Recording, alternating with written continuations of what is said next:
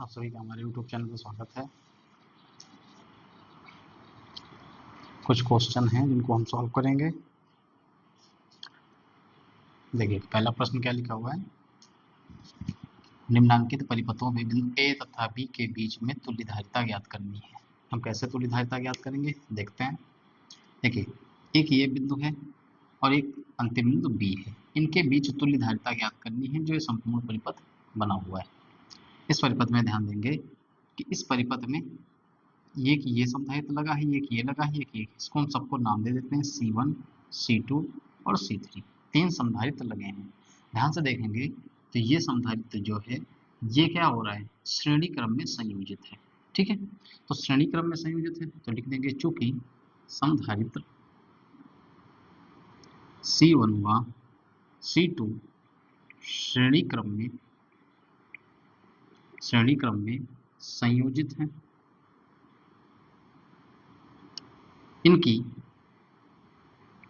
तुल्यधारिता C dash है। ठीक है, इसकी तुल्यधारिता हम ले लेते हैं कि C डैश है। इस कंडीशन में श्रेणी क्रम का सूत्र क्या होता है, 1/C dash equal to 1/C1 plus 1/C2। Value put कर देते हैं। C1 का मान है 2 माइक्रोफैरड और C2 का मान भी 2 माइक्रोफैरड है। तो 1/2 देखेंगे दोनों के हर आपके बराबर हैं तो ले लेंगे लघुत्तम। 1 प्लस 1 1 1 हो जाएगा 2, 2 से 1 कटेगा तो यहाँ पे 1 माइक्रोफैरड आ जाएगा, यानी 1 के बटे 1 आ जाएगा। यहाँ से ध्यान से देखेंगे 1/C डैश लिखा हुआ है, C डैश को पलटेंगे, इसको पूरा पलट दीजिए तो C डैश, तो इसको भी पूरा कर लेंगे 1 माइक्रोफैरड, यानी C डैश का मान आ गया आपका 1 माइक्रोफैरड, यानी ये धारिता सॉल्व होकर के 1 माइक्रोफैरड आ गई। ध्यान से देखेंगे तो यहाँ पे एक बिंदु A है और इसकी धारिता जब हम हल कर लिए तो ये 2 माइक्रोफैरड की तुल्य धारिता 1 माइक्रोफैरड बन गई। और देखेंगे यहाँ पे एक बिंदु ये लगा हुआ है, यहाँ पे एक धारिता है। अब ये दोनों धारिताएं कैसी दिख रही हैं, समानांतर क्रम में दिख रही हैं, तो आप यहाँ से हल कर लेंगे। लिखेंगे चूंकि समधारित्र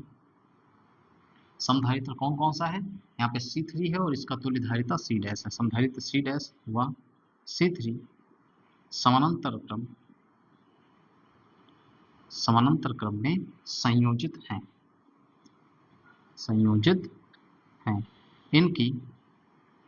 इनकी तुल्य धारिता मान लीजिए C डबल डैश है। इस कंडीशन में C double dash equal to C dash plus C3, C dash का मान है 1 और C3 का मान कितना है 2, यानी 3 माइक्रोफैरड। तो ये रहा आपका इस प्रश्न का उत्तर। अगला प्रश्न एक और है आपका, देखिए AB के बीच में तुल्य धारिता ज्ञात करना है। ये एक परिपथ बना हुआ है A और B, इस पूरे परिपथ के बीच की तुल्य धारिता आपको ज्ञात करनी है। ध्यान से देखेंगे यहाँ पे इसको हम ले लेते हैं C1, ये C2, ये C3 और ये C4। तो C1 व C2 आपको श्रेणी क्रम में संयोजित दिख रहे हैं तो लिख लेंगे चूंकि समधारित्र C1 व C2 श्रेणी क्रम में संयोजित हैं, इनकी तुल्य धारिता क्या ले लें, C डैश। अब श्रेणी क्रम का सूत्र क्या होता है, 1/C equal to 1/C1 plus 1/C2 plus 1/C3, जितने भी संधारित्र होते हैं, यानी तुल्य धारिता यहाँ पे C डैश लिए तो 1/C dash upon 1/C1 plus 1/C2। Value रख देते हैं। C1 कितना है 2 माइक्रोफैरड, C2 भी कितना है 2 माइक्रोफैरड, दोनों का लघुत्तम ले लेंगे 1 प्लस 1, 1 1 कितना हो जाएगा यहाँ पे 2 हो जाएगा, 2/2 1/C डैश आ गया। 2 से काटेंगे तो ये दोनों कितना आ जाएगा 1/1 में आ जाएगा। अब इसको पूरा हम पलट लेते हैं तो C डैश ऊपर लेकर जाएं तो ये भी पूरा पलट जाएगा तो 1 माइक्रोफैरड आ जाएगा, 1 माइक्रोफैरड C डैश का मान। चाहो तो आप क्रॉस मल्टीप्लाई करके 1 से 1 का गुणा करके 1 लिख देंगे, C डैश का C 1 से गुणा करके C डैश लिख देंगे। अब यहाँ की जो तुल्य धारिता आ गई वो कितनी आ गई C डैश। अब C डैश और C3 ये आपको कैसे दिख रहे हैं, समानांतर क्रम में संयोजित दिख रहे हैं, तो इनको लिख देंगे चूंकि समधारित्र C डैश व क्या है C3 समानांतर क्रम में संयोजित हैं। इनकी तुल्य धारिता कितना लेते हैं, सी डबल डैश है। पहले वाले को सी डैश ले लिया, दूसरे को सी डबल डैश कर लेते हैं।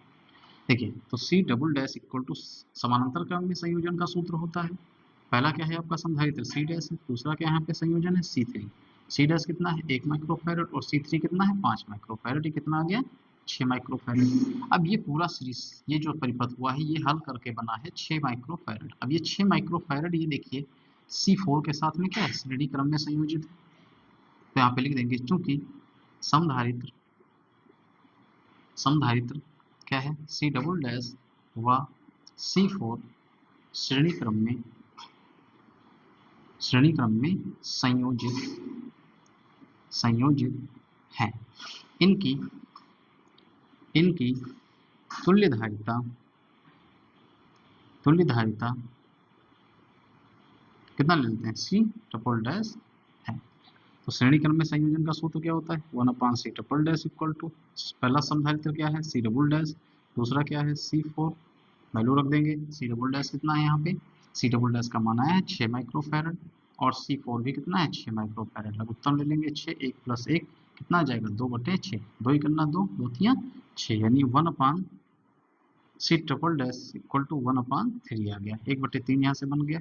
इसको पूरा क्रॉस मल्टीप्लाई 1 का 3 से गुणा सी डबल डैश का 1 से गुणा तो C double dash equal to 3 का 1 से गुणा करेंगे 3 माइक्रोफैरड।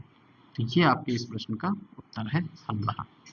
ठीक है, तो दोनों प्रश्न इंपॉर्टेंट है, देख लीजिए।